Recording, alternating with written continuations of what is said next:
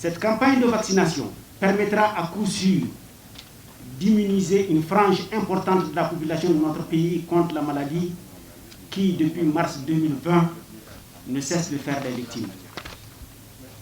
Elle concernera dans un premier temps le personnel médical, ces fantassins qui sont sur la ligne de front, dont on ne saluera jamais à suffisance le courage et le dévouement. Ensuite, elle s'étendra par la suite aux personnes âgées, ceux présentant des comorbidités et certains citoyens. Il faut qu'on finisse déjà avec cette première phase. On a 396 000 vaccins. Il faut vraiment qu'on finisse avec ces 396 000. Il y a des doses qui sont planifiées en avril d'AstraZeneca pour compléter la vaccination au niveau du Djamena. C'est plus d'1 million 200 000 doses qui doivent arriver durant le courant du mois d'avril, avant la date pour permettre de vacciner vraiment tout le monde. Et je sais aussi que le gouvernement a pris des dispositions par rapport à d'autres vaccins pour pouvoir continuer à vacciner dans les régions. Donc, ce que je veux dire, c'est que toutes les personnes ici au niveau du Mali, pas seulement à Bamako, mais dans les plus petits villages se feront vacciner pour AstraZeneca. Et c'est ça, je pense qu'il faut remercier le gouvernement en cela pour que ces dispositions ont déjà été prises et nous allons recevoir, le gouvernement recevra ces vaccins-là durant le courant du mois d'avril. Tout va bien, je me sens très bien et je voudrais vraiment remercier à tous et encourager la vaccination, on le sait, protège soi-même, mais aussi se protéger, c'est protéger les autres. Et donc nous encourageons vraiment aux personnes de Bamako qui sont éligibles d'aller se faire vacciner.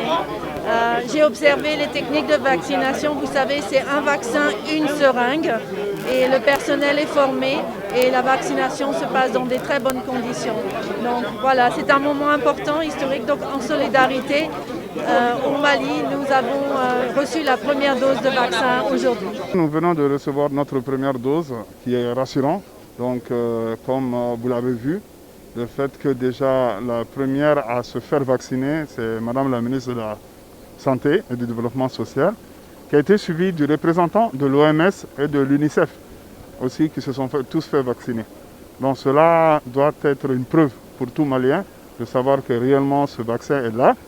Il est efficace et nous invitons vraiment tout le personnel socio-sanitaire et puis aussi les personnes âgées de plus de 60 ans, vraiment avec une comorbidité, de se faire vacciner. Depuis le début de la maladie à ce jour, plus de 9 997 cas confirmés, dont 382 décès ont été enregistrés.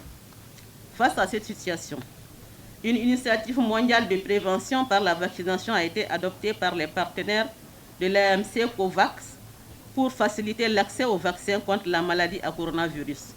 Le Mali a souscrit à cette initiative et se propose d'organiser la campagne de vaccination contre la COVID-19, dont la première étape va concerner Bamako et la seconde le reste du pays. Mesdames et messieurs, vous conviendrez avec moi qu'il n'est pas de sacrifice plus noble que celui consenti pour sauver des vies au risque de perdre sa propre vie. Je rends un hommage mérité à l'ensemble du personnel socio-sanitaire du Mali, public comme du privé, pour les efforts déployés dans la lutte contre cette maladie. En ce qui concerne l'étape de Bamako, 21 046 personnes socio-sanitaires, publiques, privées, parapubliques, confessionnelles, 52 614 personnes âgées de 60 ans et plus et 118 921 personnes vivant avec une comorbidité sont attendues pour être vaccinées. Pour atteindre ces cibles, 3 stratégies classiques seront utilisées. Il s'agit de la stratégie fixe dans les SRR, les CESCOM, la stratégie avancée pour les hôpitaux et les structures de santé et la stratégie mobile. Pour cette phase, 344 vaccinateurs, 516 volontaires seront mobilisés. Cette campagne va coûter à l'État et ses partenaires 294 millions de francs CFA.